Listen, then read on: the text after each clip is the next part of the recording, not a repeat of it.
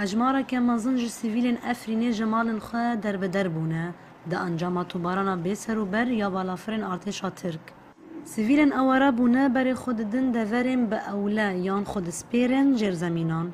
لجر زمینه که لافرینی هجمارة کمالباتن گندن هریما جندریسه بجهبونه تشتی بوان را بویه جه کمیرای دنگ امریکا را حوالدان.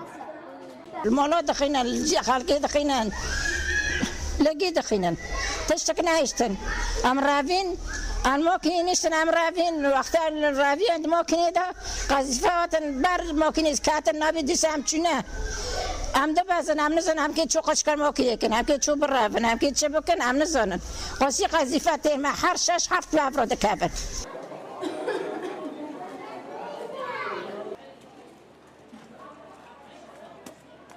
نحن نايمين بالغرفة. ام دو اوده در رضایی بون مهاجی نبو بمبک بسر بانی دا کت بانی بسر مده هاتو من افزارو هلگرتو ام رویان دربه جماعت کومین هاتن آلیکاریا مکر هاتن زارو لگل مرا کرن اف 5 زارو کن هني 5 اولاد.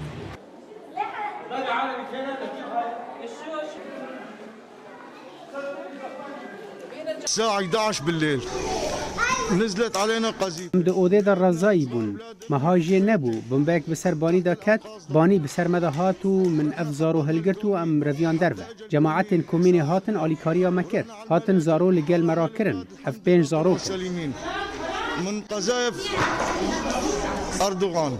توباران ارتشا ترک لدج افرینی فرقی ناخناف برا کسکی لما ولاتین سیویل جن و زاروک هری زیدش برباندور بونه او جمالن خواه هاتنه در خستن و دور خستن گلک جوانجی بونه قربانی.